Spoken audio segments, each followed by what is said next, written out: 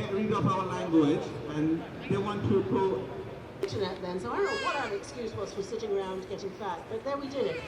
But you guys are always out there on the streets. So do protests work? Are they working? What do you think?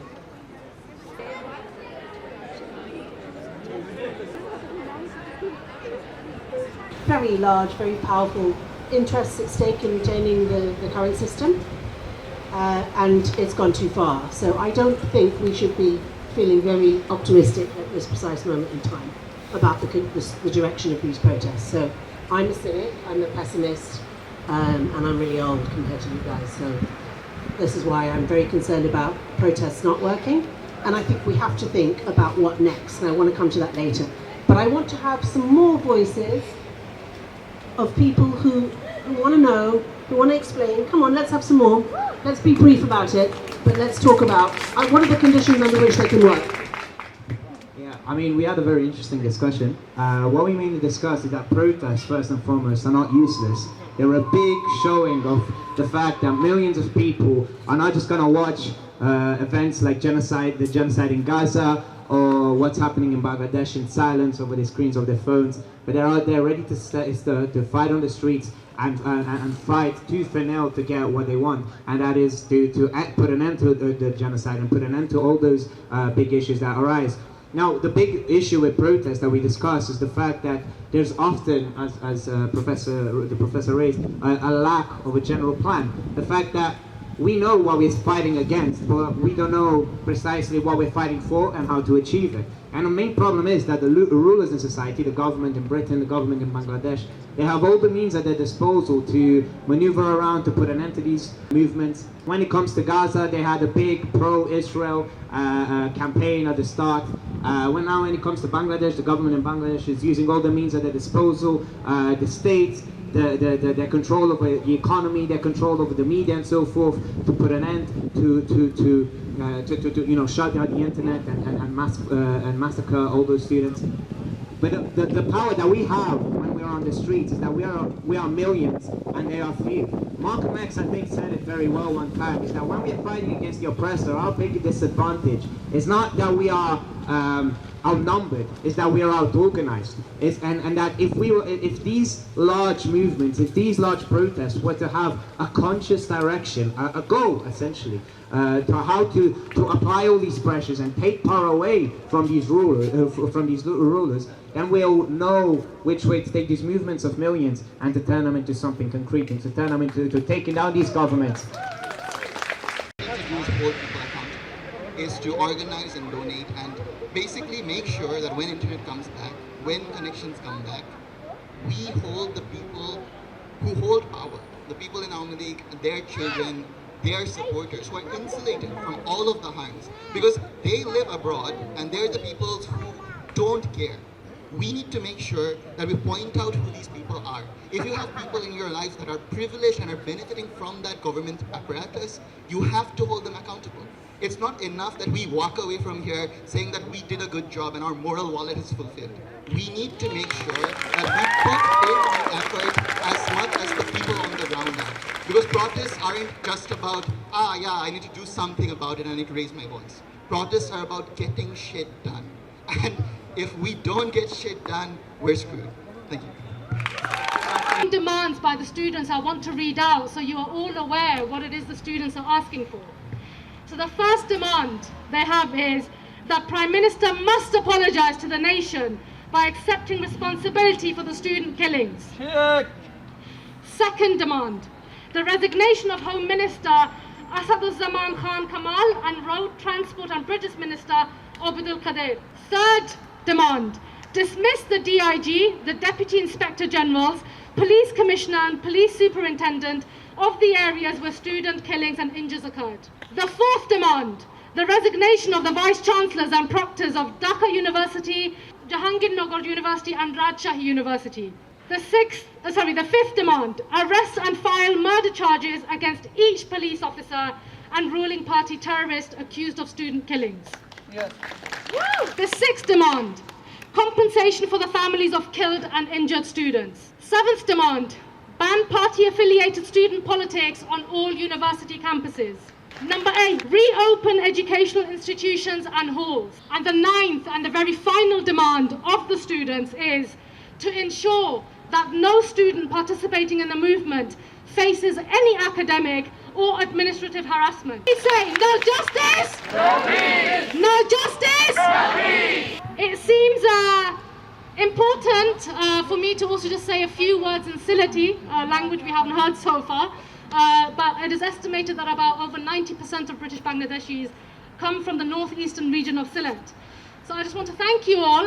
আমি খুশি হইলাম আপনারা সব আইসোন যত সাসাইন আইসোন সাসিন kids, different generations বহুত খুশি আপনারা আইসোন আমরা ও পরিষদ প্রতিবারে 25 তারিখ আমরা বেথনাল গ্রিন আমরা এক ইভেন্ট করলাম অন্য আমরা সমালোচনা করতাম চাইরাম যে ভবিষ্যতে আমরা এলাকান কিলাখান ফাইট করতাম ফর্ম একলগে মিলিয়া জেলাখান 1970s আমরা সাসাইন দাইয়া মিলিয়া সবাই ফাইট করছিলা ওলাখান খিলাখান কন্টিনিউ করতাম ফাইট করতাম আমরা কমিউনিটি লাগি বাকি সবর লাগি ইনশাআল্লাহ বৃহস্পতিবারে আপনারা আইন জানো Pelican House at 6 p.m. on Thursday. Thank you. And I think we should end it with some Bengali chants. I would like Safia to come on stage with me as well. So the first one I would like us to start with is the one in English, but I want us to do it in Bangla. So in English it's first count the bodies, then focus on the quota, okay? So I will say it, repeat after me, okay? Age lasher hishab, pore quotar hishab.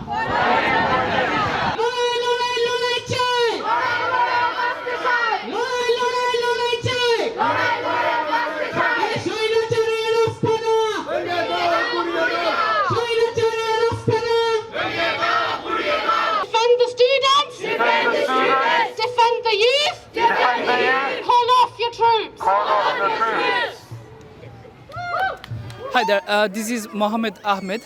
I used to be a student, an international student of Northumbria University, Newcastle.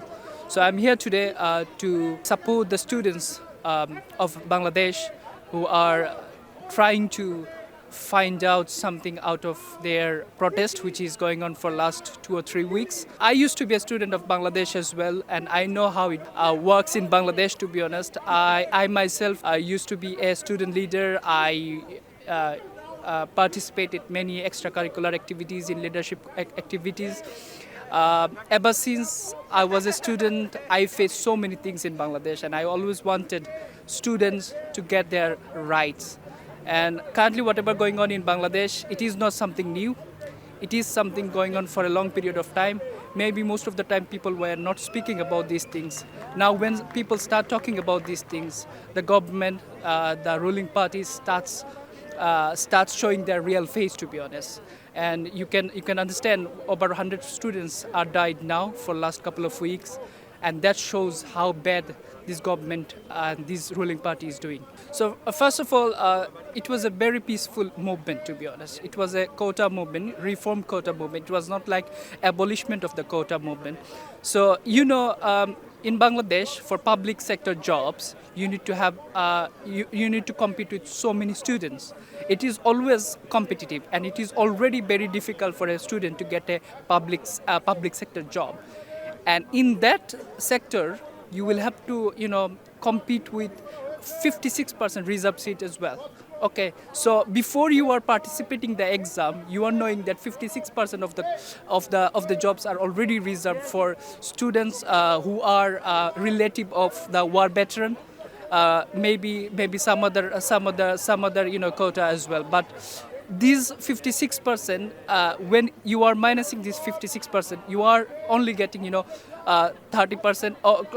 Whatever remains, it is going to be very competitive for other students. So in 2018, I can remember I used to be a part of that movement as well in 2018, and we started talking about that. We started doing a protest movement.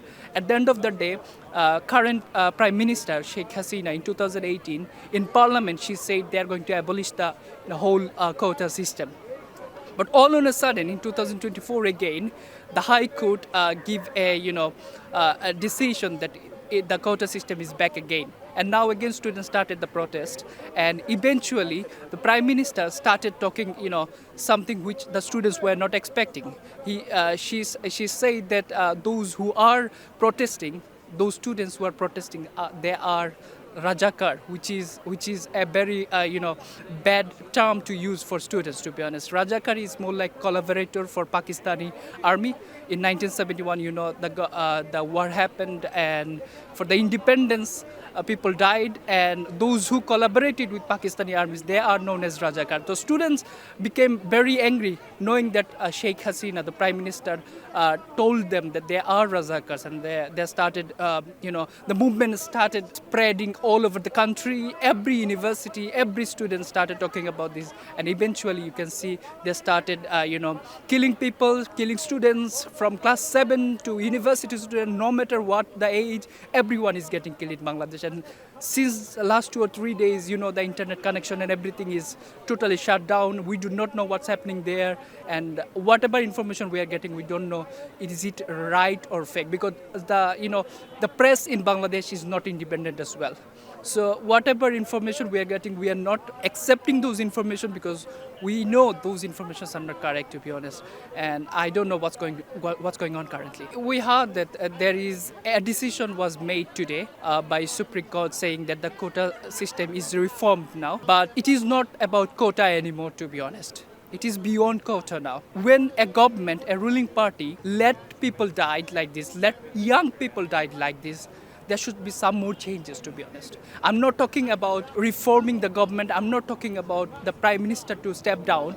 I'm saying there should be something done internationally so that this government do not do these things again and again.